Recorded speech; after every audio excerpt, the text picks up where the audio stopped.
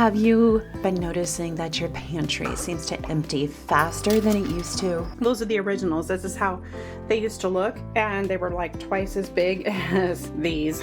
Over the last few years, we've all experienced and expected prices to rise, and we have seen how prices are just skyrocketing. What many of us didn't expect was for manufacturers to quietly reduce package sizes while charging the same price, or worse, even more. All right, here we go. I'm coming to you in the middle of a very, very busy homestead, homemaking week, homeschooling still, because we do year-round homeschooling. And we're gonna talk about something that I know a lot of you are noticing, shrinkflation.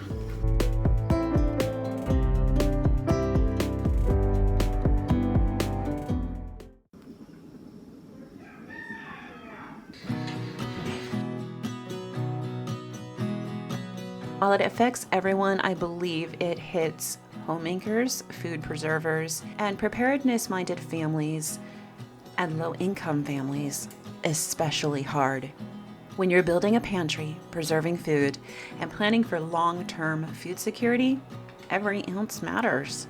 So today I'm going to share some of the biggest examples where I've seen shrinkflation, and I'm going to show how it impacts food preservation planning and meal preparations, and then we're going to discuss some practical ways that we can become less dependent on these tricky companies that are shrinking packages and how we can become more dependent on our own skills. I've got some great ideas for you in this video and some great practices that I know work because I personally use them.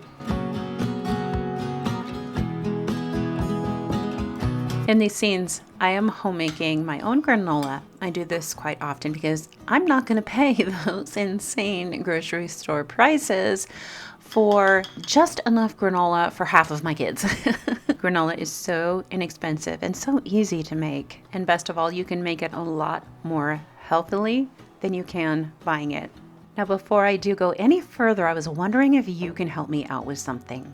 In the comments section below, can you tell me, have you noticed shrinkflation at your grocery store? Can you tell me what products you've noticed this with and what homemade alternatives that you have started making instead?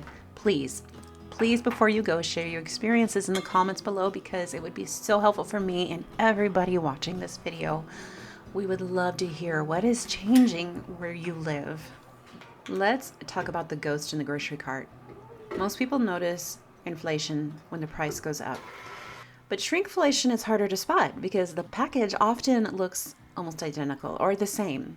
Consumer watchdogs and market analysts have documented numerous examples over the past several years. Some examples include breakfast foods. General Mills, for example, reduced family size cereal boxes such as Cheerios and Cocoa Puffs. Kellogg's reduced the size of family size Frosted Flakes. Chobani reduced the size of its popular flip yogurts. And then there's snacks, Oreos, Chips Ahoy, Wheat Thins. They've all seen package reductions. Then there's household goods, paper towel sheets.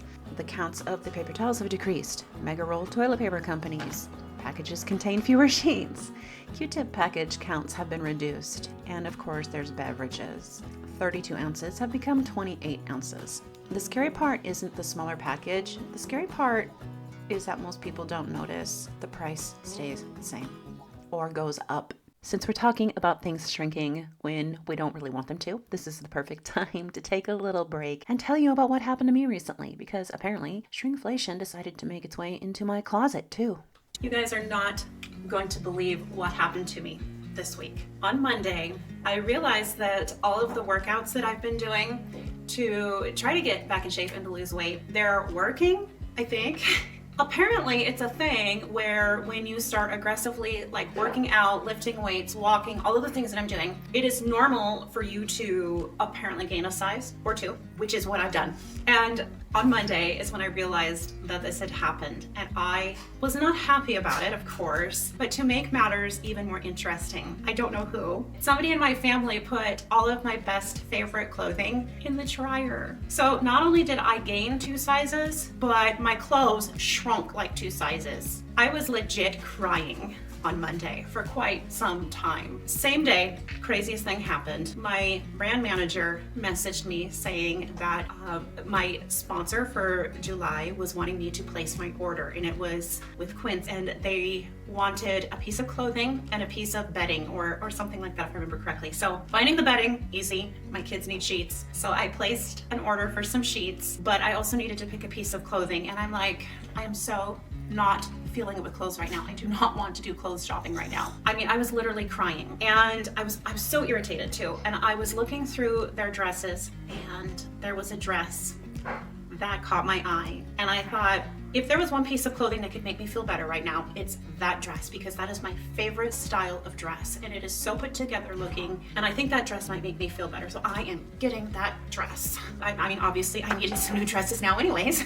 As you guys know, I'm a thrift shopper, and I get my clothes at the secondhand store. Now, the downside with doing that is that you buy the clothes already half worn. The other issue is that finding clothes that are absolutely perfect for you, well, that's a little bit like looking for a needle in a haystack. This is why I think that it's really worth it for us as women who have changing bodies to invest in pieces that aren't going to wear out quickly and that are going to look good on us in a variety of sizes. This dress is 100% European linen. It's a fraction of the cost if we were to buy this somewhere else, something similar at another retailer. The instant I saw this dress, I was completely in love with this style. I absolutely love linen. I mean, who doesn't? It's so cool and it feels so good in the summertime. Anyways, I couldn't say no to this dress. So this is the dress I chose for this sponsorship. I could not be happier with this dress. This dress, it makes me feel attractive again and pretty, and it's lined, which is exciting because with linen, you know, you can kind of see through it if you walk through the sunlight, but it's lined. It's very cooling. It feels wonderful on. I washed it and it did not shrink on me. Of course, I washed it in cold water, but yeah. This dress. So the reason that this dress is one that I recommend for any woman whose weight kind of fluctuates is, I'm not sure if this is a French style of dress, but it is a fit and flare, I think is what it's called. So it fits up on the top, and then at the bottom part it flares very gracefully. And in the back, it's got all of this gathering, and I think it's called smocking, but I'm not sure. And it will grow. So if you are heavier one day than you were the next, it will grow with you and then shrink back down. And so it's far more forgiving and accommodating for a real woman's body. But yes, this is going to be my new favorite dress. I wish I could get one in every color. I just makes me feel like a woman again. Something to know about Quince is they work directly with manufacturers. So they cut out the middleman.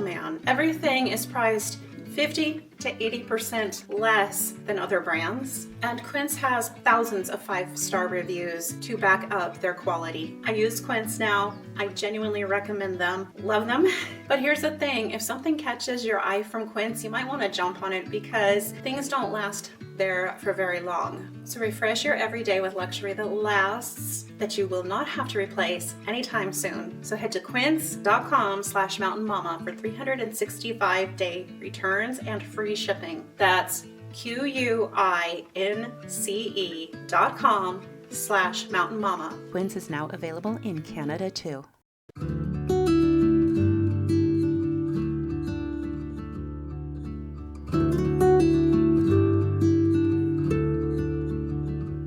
When you're buying food for preservation and storage, these small reductions compound into very real losses. Have you ever looked at or thought about the mathematics of a broken pantry? Let's talk about traditional recipes. So many of them assume standard package sizes. For example, for decades, one package contained either a pound or 5 pounds or 10 pounds or 50 pounds. But now we're seeing more unusual weights and volumes. That creates problems when you are planning canning projects, calculating ingredient costs, building long-term food storage, tracking calories and nutrition. I mean, imagine every item in your pantry suddenly contains 10% less product than it did before at the same price or more. So your pantry might look full, but your food stored supply is actually significantly smaller. So a family that thinks they have 6 months of food may actually have way less than they realize if they're counting packages rather than pounds. For low-income families, that can be a really serious issue. So one thing we can do is audit the modern pantry haul. So this month, instead of simply looking at the prices, maybe look at cost per pound and per ounce and per calorie. That's a practice that I've been doing for a very long time. Decades, actually. Because that's where the truth lives and that's where you can find your best prices.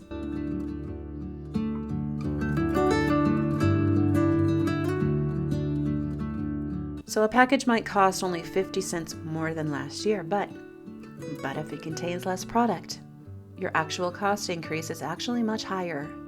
As homemakers, as mamas, we need to stop thinking in terms of package count and start thinking in terms of weight, volume, yield. Those are the numbers that determine how much food we actually have. So the real solution is to learn how to make more things ourselves and to find the best resources that sell in bulk and to learn how to store those things so that they last. So the more I researched shrinkflation, the more I realized something. Every package that's shrinking represents a skill that we have largely outsourced. And every skill that we reclaim gives us more power and control over our household economy. Let's look at some common shrinkflation products and their homemade alternatives. I'm excited for this part. I just love doing this. Okay, so instead of breakfast cereals, replace Cheerios, Cocoa Puffs, Frosted Flakes, which are not good for us anyways, with homemade granola, baked oatmeal, overnight oats, wheat berries, homemade muesli, sourdough toast, homemade cream of wheat. This way you can control the ingredients and the quantities. Instead of Chobani flip yogurts, friends, have you ever looked into making your own yogurt? It is unbelievably, mind-numbingly easy. Here's what you do. You go to the store, you get a gallon of milk, okay? Then you get a package of yogurt, and it can be a small package of yogurt. You want to get plain, and you want to get the kind that has live bacteria, live acidophilus, and from that, you take your milk, you heat it up to about 90 degrees, and then you mix in your yogurt. Let it sit in a warm place for about 6 to 12 hours. I like to use an Instant Pot because Instant Pots have a yogurt setting. Many of them do. And I'll use that for mine. But if you have a warm spot in your house, it will work just fine. A gallon of milk, think about it. A package of yogurt can cost $6. You can make 8 times that for the same price by just making it yourself. And with it, you can make your Greek yogurt parfaits. You can add a little home canned fruit or jelly to it. We like to add jellies and jams to ours. You can also add some of your homemade granola to it. And there you go. I like to put ours in little jars, little ball mason jars. But you could use any container you have. All right, instead of the junk food and the Oreos and the packaged cookies, how about homemade sandwich cookies? Making your own cookies, oatmeal cookies, peanut butter cookies, molasses cookies, shortbread, things that are made with whole grains instead of processed white flour, instead of wheat thins. Have you ever tried making your own cheese crackers? Oh my, they are just delectable. I do have a recipe that I use and I have a video. I will link to it, but you can make your own crackers so easily and it's fun to do. So there's sourdough crackers, whole wheat crackers, rye crackers, and of course the cheese crackers. Instead of chips, you can make your own. My boys love to do this. I have to kind of put a cap on it sometimes. If I get a gallon of safflower oil from Azure Standard, the boys will see that and they will go and race to make potato chips with it. And then I'll go to use the gallon and it's gone. So, by the way, Azure Standard is one of your best resources for bulk foods. Other places are places like Winco.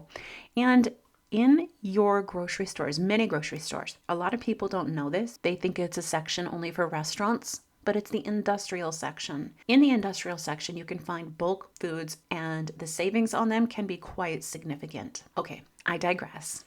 So instead of chips, though, you can make your own potato chips. You can make your own sweet potato chips, tortilla chips, popcorn, and seasoned roasted chickpeas. All of these can be made from basic pantry staples, and they're great snacks. One of my practices that I've been doing for a very long time now is when I make a meal, I make a double meal. So if I am making chicken, I usually will do enough for 2 meals. You can replace McDonald's meals, Domino's wings, takeout with your own wonderful recipes. Home raised chicken, if you're able to do that.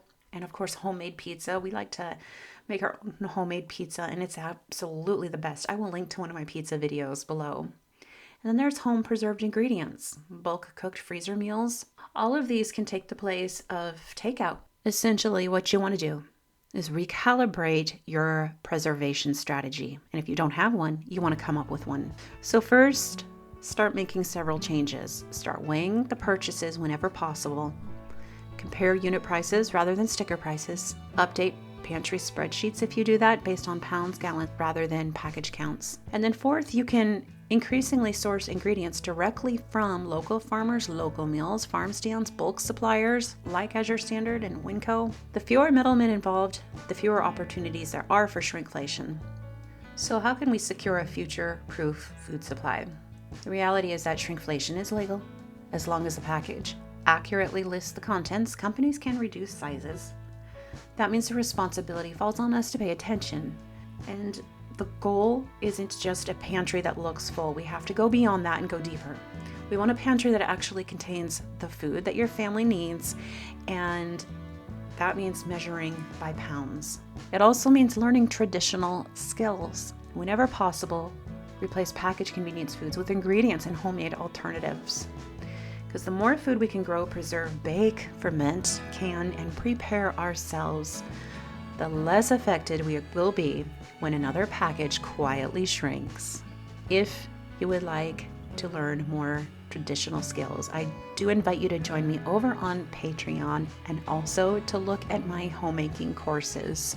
I will link to both in the description box below. So tell me, have you noticed shrinkflation in your grocery store? What products have you noticed that have gotten smaller in your area? Please leave that in the comment section below so that the rest of us can stand to attention on those items. And what homemade alternatives have you started making instead? Will you please share your experiences in the comments below, because I would love to hear what's changing where you live, and I'm sure everybody else is going to as well. If you enjoy practical homemaking, food preservation, homesteading, old-fashioned living, and self-sufficiency content, make sure you're subscribed, and I'll see you in the next video.